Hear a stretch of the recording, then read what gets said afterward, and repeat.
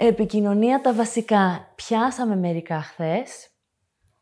Όταν θέλω να επικοινωνήσω, καλό είναι πρώτα να πω τι θέλω, τι είναι αυτό που μ' αρέσει, τι είναι αυτό που έχω ανάγκη από σένα. Και να το ζητήσω με έναν τρόπο ότι, ξέρεις κάτι, θα ήθελα το βράδυ όταν γυρνάω από τη δουλειά να μου δίνεις ένα φιλί και μετά να μ' αφήνεις ένα τέταρτο, να πάω, να αλλάξω, να πληθώ, να πάρω μια ανάσα. Και όταν καθόμαστε μαζί στον καναπέ, θέλω να μου κρατάς το χέρι. Γιατί εμένα το να με ακουμπάς με ηρεμεί. Αντί για κάθε φορά που μπαίνω μέσα στο σπίτι με πνίγεις, δεν μπορώ να αναπνεύσω. Έχει τελείως άλλη έκβαση αυτή η επικοινωνία. Το ίδιο με τα παιδιά μας. Το ίδιο με τους φίλους μας. Όταν εμείς όμως μπορούμε για να το κάνουμε μάλλον αυτό, να ξέρουμε τι επιθυμούμε, χρειάζεται να πάρουμε μια ανάσα, να σκεφτούμε τι είναι αυτό το οποίο με βοηθάει τελικά. Είναι ότι θέλω απόσταση ή μήπως τελικά θέλω μια αγκαλιά από αυτές τις αγκαλιές που ακουμπάς και περιμένεις λίγο και χαλαρώνεις. Αυτή τα 20 δευτερόλεπτα αγκαλιά που λέω. Θέλω ένα φιλί γρήγορο ή θέλω ένα φιλί 7 δευτερόλεπτα, όχι αναγκαστικά χαμός, αλλά που να ακουμπήσεις τον άλλον. Ή όντως θέλω λίγο χρόνο, γιατί δεν μπορώ να πάω να συνδεθώ έτσι. Ή όταν γυρνάω θέλω να μπορώ να πάρω τηλέφωνο κάποιον και να μιλήσω με μια φίλη. Τι έχω εγώ ανάγκη και να το πάω και ένα βήμα πίσω. Τι επιθυμώ κι εγώ από τον εαυτό μου. Τι έχω ανάγκη για μένα και πώς θα κάνω στον εαυτό μου ξεκάθαρο αυτό που θέλω χωρίς να κάνω κριτική. Πάλι θες να κάτσεις να δεις τηλεόραση. Αμάν πια, πάλι άνοιξες το ντουλάπι και έφαγες πατατάκια. Έλεος πια. Πόρε το μαστίγιο πώς βγαίνει, Πόρε, ναι, κουνάτε κεφάλια. Δεν το ξέρετε αυτό, κανείς δεν το έχει κάνει ποτέ. Λοιπόν, αυτή η κριτική που κάνουμε στον εαυτό μας είναι το πρώτο βήμα που χρειάζεται λίγο να καταλαγιάσει. Πώς με τρυφερότητα θα πάμε σε ένα παιδάκι το οποίο δεν είναι καλά και στεναχωριέται και κλαίει. Πούμε, έλα, εντάξει, έγινε αυτό, τι να κάνουμε, έγινε, δεν πειράζει. Έλα τώρα, τι έχεις ανάγκη, έχεις ανάγκη μια αγκαλιά, έχεις ανάγκη να πιεις ένα ποτήρι νερό, δώσε λίγο χρόνο. Θυμόμαστε το μαγικό κανόνα του 15 λεπτά, 15 με 20 λεπτά, όταν έχω ένα έντονο συναίσθημα, όταν αρχίζω να κάνω κριτική στον εαυτό μου, χρονόμετρο 15 με 20 λεπτά, παίρνω μια ανάσα και μετά αναρωτιέμαι τι έχω ανάγκη, ποιοι είναι οι φόβοι μου αυτή τη στιγμή, τι θέλω, η επιθυμία. Άρα εκφράζω την επιθυμία στον εαυτό μου πρωταρχικά και στη σύνδεση με φίλους, συναδέλφους, συντρόφους. Ωραία. Τώρα, επικοινωνώ με κάποιον. Επικοινωνώ με αποδοχή. Τι εννοώ με αυτό? Ακούω για να ακούσω, όχι για να απαντήσω. Πόσοι από εμάς δεν ακούμε, δεν το έχουμε ζήσει αυτό, σας βλέπω πάλι, κουνάτε κεφάλια, για να απαντήσω. Δηλαδή, τι λέει, 1, 2, 3 τα επιχειρήματά της ή του. Άρα εγώ τι σκέφτομαι, πώς θα απαντήσω σε αυτά τα 3 επιχειρήματα. Ενώ αν πάω για να ακούσω, θα καθρεφτήσω. Ακούω ότι μου λες ότι είσαι κουρασμένη από τη δουλειά σήμερα. Πω, ναι, έχεις δίκιο. Αντί για να πω, ξέρεις και εγώ τι έκανα σήμερα όλη μέρα. Που είναι ποιος θα πάρει τα πρωτεία στην κούραση. Άρα δεν είναι τα πρωτεία στην κούραση. Ποιος έχει πιο πολύ ανάγκη τη στοργή και την τρυφερότητα. Σε ποιον επιτρέπεται να ζητήσει πρώτα αυτές τις ανάγκες δεσμού που λέγαμε. Αγάπη, αναγνώριση, αποδοχή, ότι ανήκω, ότι αξίζω για σένα. Αν εγώ έχω κάνει τόσα 1000 πράγματα, τότε μου αξίζει πιο πολύ να έχω τη στοργή, την τρυφερότητα, την αγκαλιά κτλ. Ακούω λοιπόν για να ακούσω, όχι για να απαντήσω. Εντάξει, δεν χρειάζεται να πω πολλά γι' αυτό. Κάτι θετικό, με έναν τρυφερό τόνο φωνής. Πάντα βοηθάει. Ισχύει και για τον εαυτό μας. Ας πούμε και κάτι θετικό για τον εαυτό μας, ας δώσουμε ένα μπράβο. Εντάξει, καλά τα κατάφερες σήμερα, ήταν δύσκολη μέρα. Μόνο και μόνο το ότι σηκώθηκες από το κρεβάτι, ντύθηκες, πλύθηκες και βγήκες από το σπίτι, έστω για 5 λεπτά να πάρεις αέρα, είναι επιτυχία κάποιες μέρες. Δεν είναι όλες μέρες το ίδιο. Δεν μπορούν να είναι όλες οι μέρες το ίδιο. Δεν γίνεται. Προσοχή στη μη λεκτική επικοινωνία. 60% λένε οι έρευνες, 60% από αυτό το οποίο επικοινωνούμε είναι μη λεκτική επικοινωνία. Θα μπορούσε να είναι εδώ άλλος άνθρωπος να σας λέει ακριβώς τα ίδια λόγια, αλλά να έχει άλλη φωνή, άλλη ενέργεια, άλλο τόνο, άλλο τρόπο να κοιτάει και είναι κάτι διαφορετικό.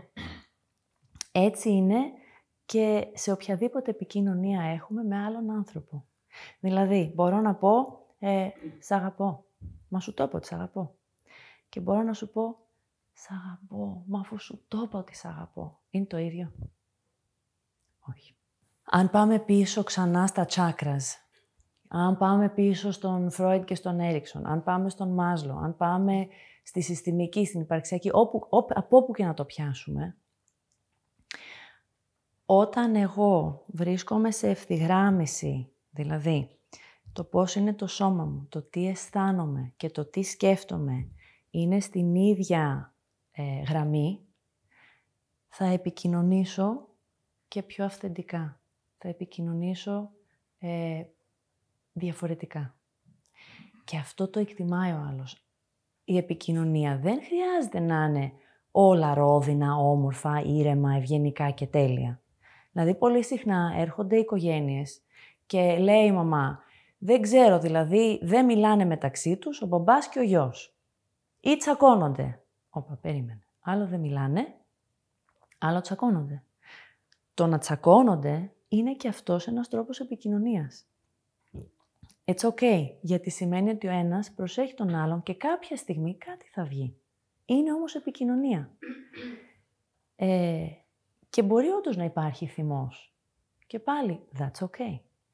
Γιατί ένας έφηβος, μάλλον να το πω αλλιώς, μια γυναίκα, όσα κι αν έχει διαβάσει, δεν μπορεί να ξέρει πώς είναι ένας έφηβος να γίνεται άντρας, ενώ ο μπαμπάς ξέρει.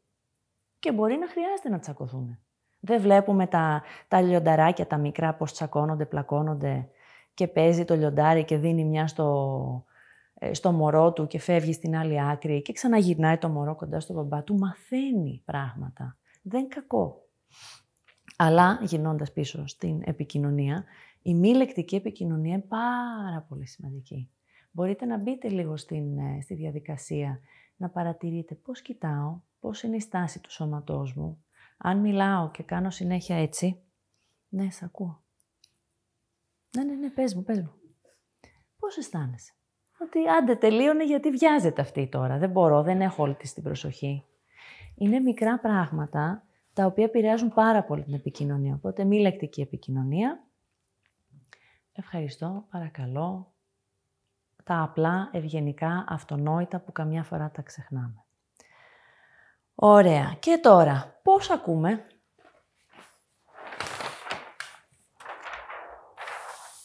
Υπάρχουν, καλά, θεωρία υπάρχει πάρα πολύ. Εγώ έχω βρει αυτές τις 3 κατηγορίες και εμένα με βοηθάει πάρα πολύ στο να τα συζητάω αυτά. Με ενσυναίσθηση ή να δίνουμε λύσεις ή όταν μοιραζόμαστε τις δικές μας εμπειρίες. Με ενσυναίσθηση. Καθρεφτίζουμε.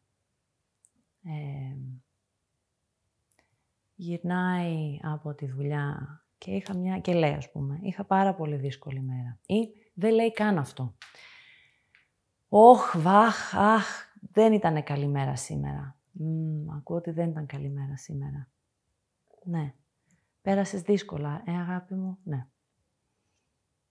Μάλιστα. Και αρχίζει και ανοίγεται. Ξέρεις, έγινε αυτό, έγινε εκείνο, μου είπε αυτό το αφεντικό μου, πήγα να μιλήσω με τον άλλον τον συνεργάτη. Και δεν απαντάμε. Τα επιφωνήματα. Σαν την αγελάδα. Αν ξεχαστείτε, την αγελάδα. Πρέπει να ήταν δύσκολο αυτό για σένα. Ξεκινάμε με αυτό. Ακούγεται γελίο. Και την πρώτη φορά και τη δεύτερη και την τρίτη που θα το κάνουμε, θα είναι σε φάση τώρα ο άλλος, θα νομίζω τον κοροϊδεύω. Αλλά πολύ συχνά το μόνο που θέλει είναι να τα βγάλει, να τα πει κάπου. Δεν είναι το ίδιο με το να τα λέω στον εαυτό μου. Οπότε, δύσκολη μέρα. Ναι. Και ο άλλος αισθάνεται ότι κάπου τα έχει πει.